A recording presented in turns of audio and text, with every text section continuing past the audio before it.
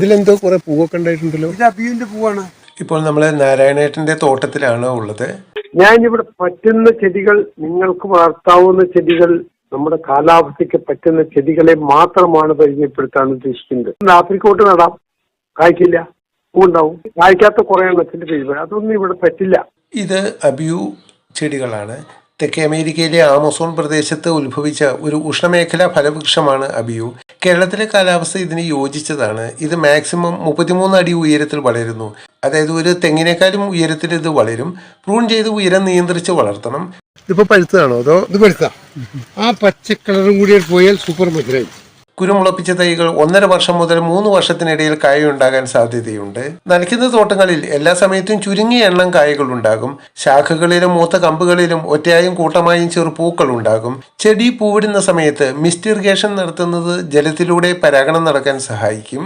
ഒറ്റമരം മാത്രമായാൽ പരാഗണം കുറയുകയും കായ്കൾ കുറയുകയോ കായ പിടിക്കാതിരിക്കുകയോ ചെയ്യാൻ സാധ്യതയുണ്ട്. ഒന്നിലധികം അബിയു ചെടികൾ ഉണ്ടെങ്കിൽ പരപരാഗണം കൂടുതലായി നടക്കുന്നതിനാൽ കായപിടുത്തം കൂടുതലായിരിക്കും. നവംബർ ഡിസംബർ മാസങ്ങളിൽ പ്രധാന വിളവെടുപ്പ്. പഴങ്ങൾ മൂപ്പെത്തുമ്പോൾ തന്നെ കൊമ്പുകളിൽ പൂക്കൾ പ്രത്യക്ഷപ്പെടും. ചെടിയിൽ നിന്ന് പഴുത്തതിന് ശേഷമേ വിളവെടുക്കാവൂ. പഴുക്കുമ്പോൾ അടിഭാഗത്ത് മഞ്ഞ നിറം പ്രത്യക്ഷപ്പെടും. അപ്പോഴും ബാക്കി ഭാഗങ്ങൾ പച്ച നിറമായിരിക്കും. ഞെട്ടുവരെ മഞ്ഞ നിറമായാൽ പഴുത്തു എന്ന് മനസ്സിലാക്കാം. അപ്പോഴാണ് വിളവെടുക്കേണ്ടത്. 60% വെയിൽ കിട്ടുന്നിടത്ത് അബിയു നന്നായി വളരും. അതിനാൽ ഇടവിളയായി കൃഷി ചെയ്യാം. ഹൈ ഡെൻസിറ്റി ഫാമിങ്ങിനും അനുയോജ്യമായ വിളയാണ് അബിയു. ഓറഞ്ചിന്റെ വലിപ്പമുള്ള അബിയു പഴത്തിന് 250 ഗ്രാം മുതൽ 700 ഗ്രാം വരെ ഭാരമുണ്ടായിരിക്കും. പച്ച അബിയുവിന്റെ പുറന്തോടിൽ പശ പോലുള്ള കറയുള്ളതിനാൽ കുരങ്ങ്, എലി, അണ്ണാൻ, മയിൽ, മരപ്പട്ടി, കിളിശല്യം എന്നിവ ഉണ്ടാകാനിടയില്ല. അബിയു പഴത്തിന് ഇളം മധുരമാണ്. പനനുങ്കിൻ്റെയോ ഇളനീരിൻ്റെ കാമ്പിൻ്റെയോ സമാന ടേസ്റ്റുള്ള അബിയു പഴം ആരും ഇഷ്ടപ്പെടും. വലിയ ഒരു പഴം കഴിച്ചാൽ വയറ് നിറയും, കുളിർമ ഉണ്ടാകും. അബിയു ഷേക്ക് ഉണ്ടാക്കിയാൽ ആരും വേണ്ടെന്ന് പറയില്ല.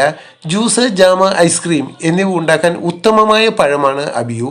അബിയു പഴത്തിൽ 1 മുതൽ 4 വരെ വിത്തുകൾ ഉണ്ടാകും. പഴത്തിൽ നിന്നെടുത്ത ഉടനെ വിത്ത് പാകണം. ഏകദേശം 20-25 ദിവസത്തിനുള്ളിൽ വിത്ത് മുളയ്ക്കും. ഗോൾഡൻ അബിയു, Z4, ജയന്റ്, E4 എന്നീ വെറൈറ്റികൾ കേരളത്തിലെ കാലാവസ്ഥയിൽ മികച്ച വിളവ് തരുന്നവയാണ്.